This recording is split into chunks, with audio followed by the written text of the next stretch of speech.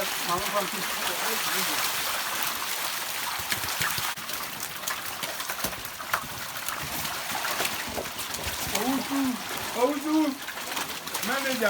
no, go anywhere.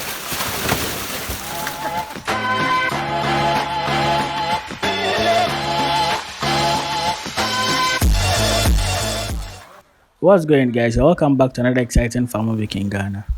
In today's video, we look at catfish harvesting on the farm of Mr. Michael. I believe you guys know Mr. Michael, the man who moved from the Netherlands to Ghana to start his own catfish farm. So in today's video, we're on his farm to look at his first harvest, how it went, the process of harvesting your own catfish farm if you've not seen one before, and some information that's needed for you to learn about in catfish harvesting. Before we get into the video, make sure you hit the button to subscribe, put your notification on to get regular updates when I drop a new video, and please drop a thumbs up onto the video. Without much ado, let's get right into the video. Welcome to TundeLaniran Farms Limited, the home of farming and processing of farm produce into high quality food product. We produce food with 100% care. We have 1,200 acres of land available for you. These are land that do not have any known government acquisition or any family conflict surrounding them. We would give you your contract of sale once you purchase the land. You also have the land survey documents and the land allocation. Then we have the certificate of occupancy document, which is popularly called the C of O. While the paperwork process is going on, you can begin cultivation on your land. We look forward to hearing from you. We look forward to serving you. Thank you.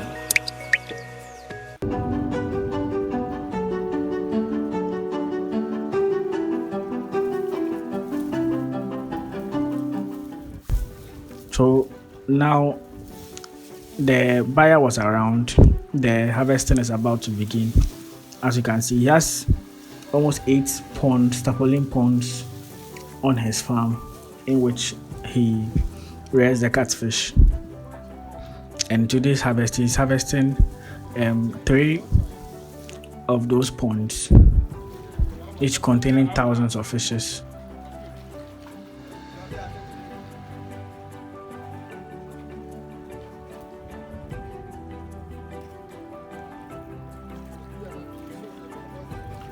So the first part of the harvest is that when you're harvesting with a tarpaulin pond, what you have to do is you have to drain out the water. So with a tarpaulin pond, there are outlets to it. The lower base of it has an outlet where you can drain out the water for it to flow out. Then what you have left will be the fishes in there, so you can easily harvest them. Mind you, catfishes can live more than I think 5 minutes without water when you are taken out of water. So they are that hardy animals that rearing them isn't that difficult. So they can be out of water for more than 5 minutes. As compared to tilapia, tilapia is more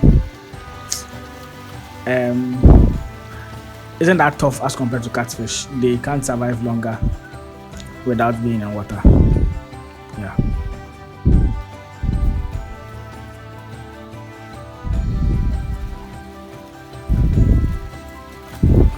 So yeah, that's the harvesting that has begun. So initially, they began with the nets that they used.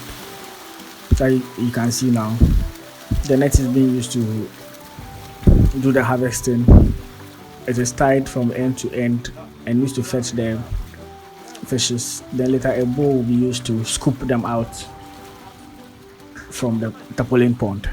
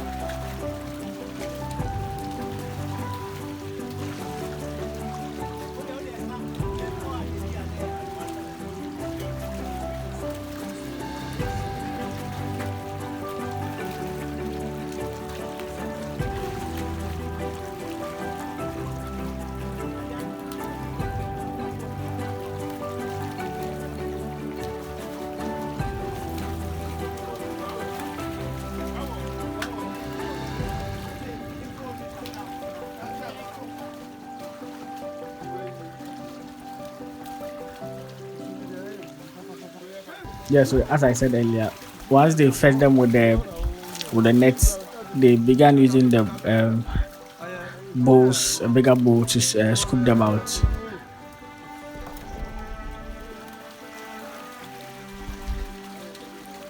So for those who don't know, Mr. Michael has a YouTube channel known as KMA Catfish Farming, where he shares his experience about catfish.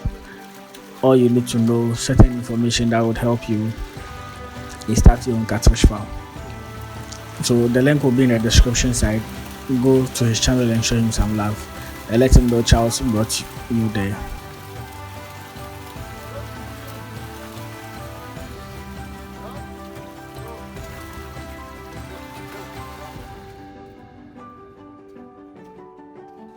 Yeah, so this is where the weighing is being done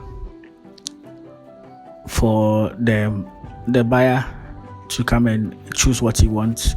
So as you can see, what he's doing is looking at the catfishes to know whether they are matured and they are healthy and they contain enough meat.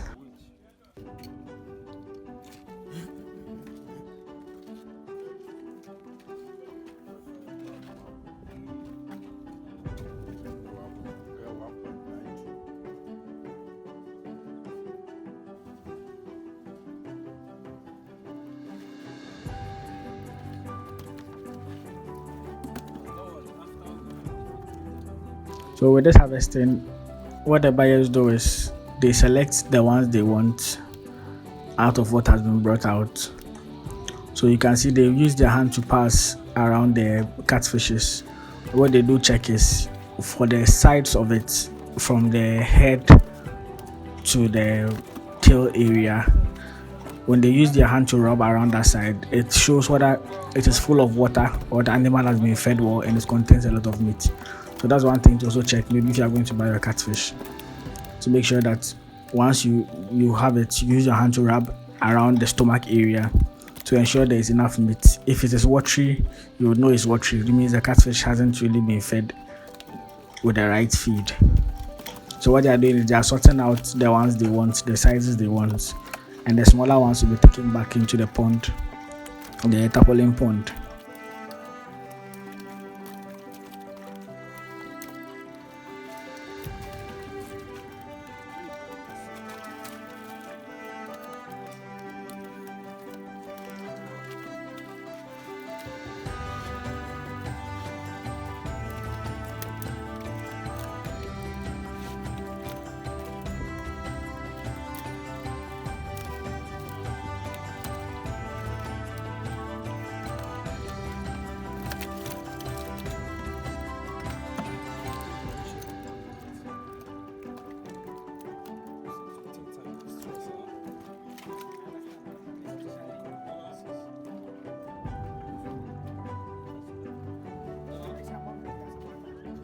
One important thing to note when you are planning on undertaking a harvesting is that make sure you sort out your catfishes. Yes, even before the harvesting day. So what you do is before you're about to, as you are feeding the catfishes, because when you feed them and they all start growing, it's not all of them that grow at the same pace. There are definitely some that will grow bigger than the others. So you start sorting them out to have the bigger ones in a separate pond from the smaller one, and you concentrate on feeding the smaller ones to also make them big.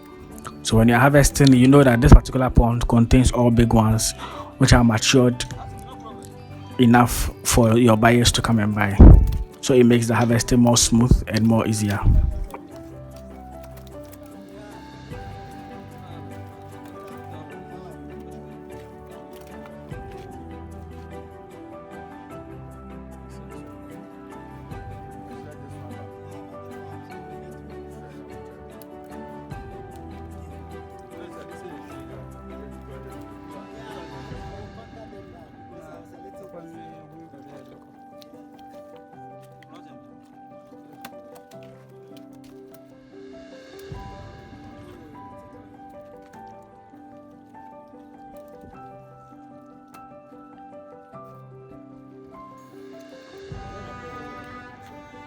Yeah, so when weighing the catfishes, what they do is initially with the bowl that you'll be using to do the weighing, you weigh the bowl separately to get the weight.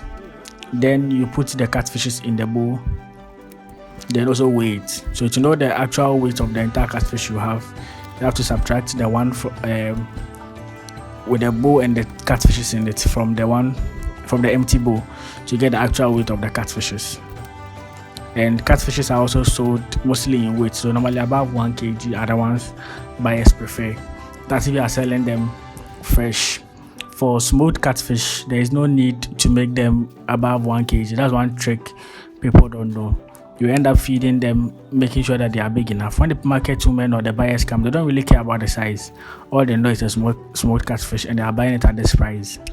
So kindly take note that when you are selling your catfishes and you are having them smoked, there's no need to make them matured or big enough.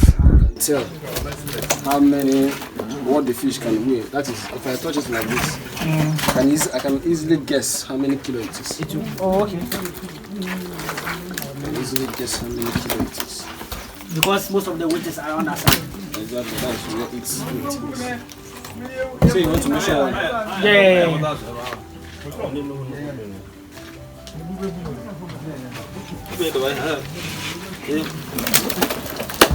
When it stops the foaming. The foam. Okay.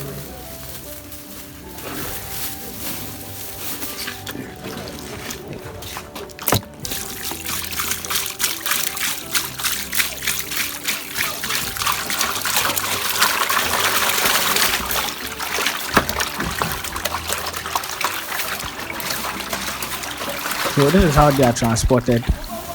They are kept in the bowls, giving them a little bit of water for them to keep afloat and to be able to stay alive. So they are packed in bowls, tied up with the rubber you see, so they don't jump out of it, and they are easily transported to the various distributors.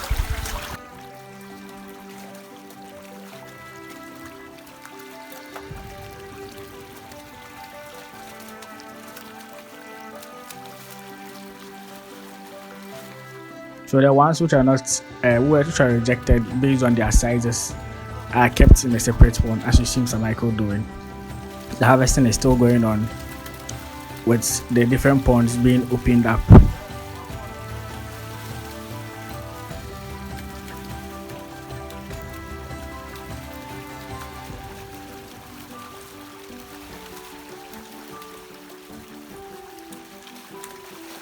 So these are thousands of catfish being harvested based on the size of the Tarpaulin pond and the number of catfishes that can be contained. That also based on their sizes.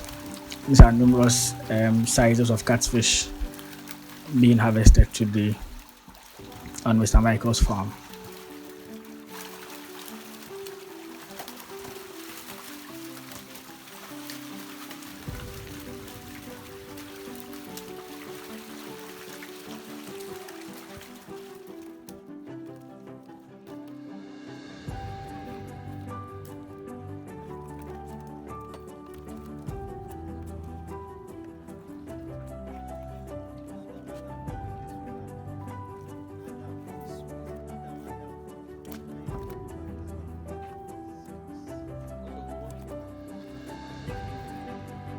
As they are checking, they are not sure of the weight of the catfish.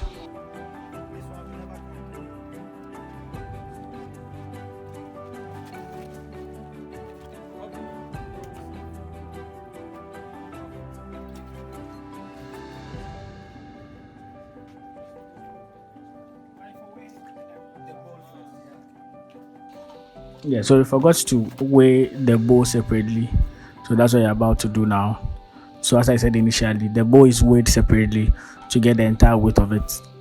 Then we transfer the tilapia, the catfish into it to get the sizes that you want.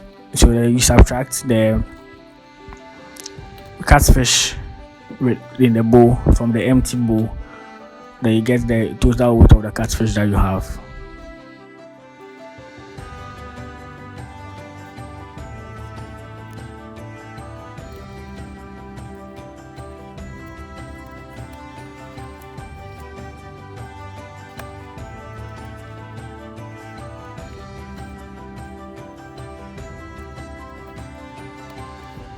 So as you can see, Mr. Mike also has his book taking notes of the number of tilapia being put in the bowl, weighing them. You have to do stock taking to know the total amount of catfish that has been taken or has been bought, to know to calculate your revenue or the profit you've made from the sales that you've made for the day.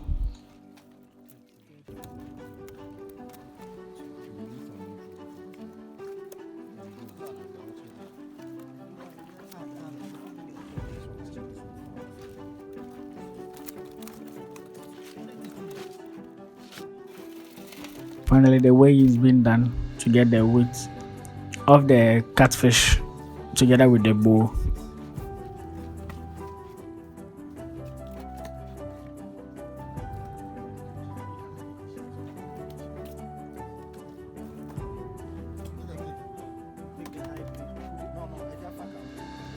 Yes, now the record keeping is being done to ensure that it's getting the right number.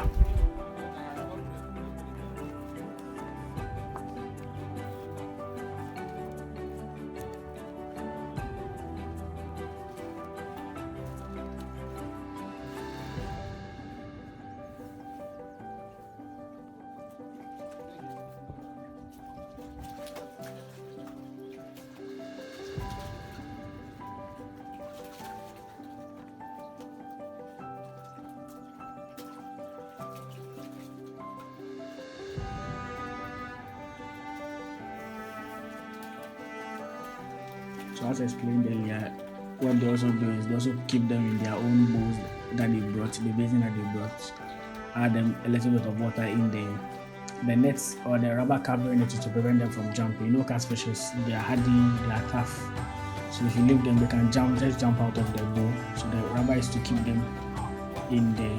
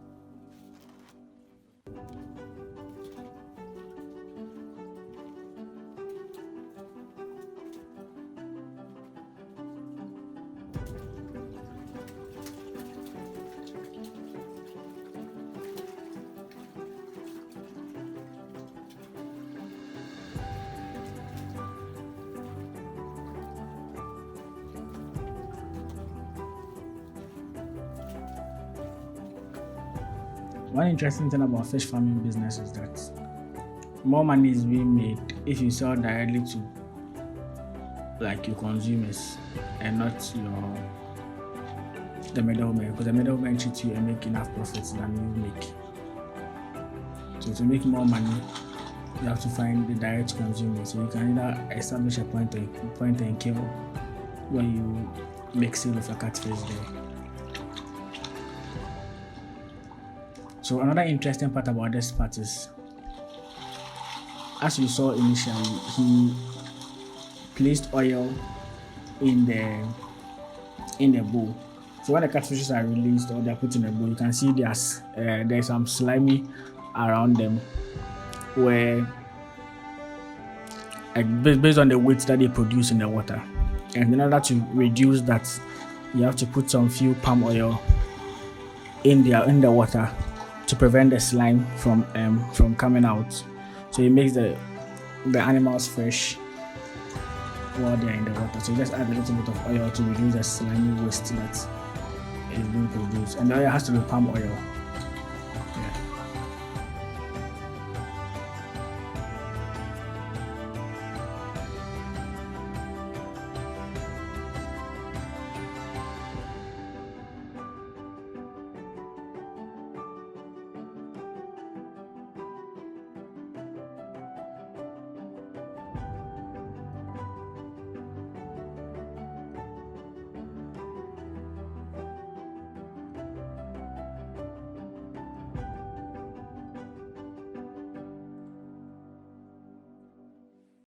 Yeah, so I think the entire harvesting period is being done. What they are currently doing is their means of transport to for them is the vehicle you see there. So they lay rubbers into the car to make sure because they are hardy, they'll be jumping and removing the some of the water will be pouring in the car just to prevent the car from being wet. Then they put everything into the car, then transport it to their various buyers. So yeah, that will be the end of this video. Make sure you like, comment, and subscribe. And please share this video within your network. Let me know your thoughts also. If you have any questions, anything you want to know about catfish farming, drop it in the comment section.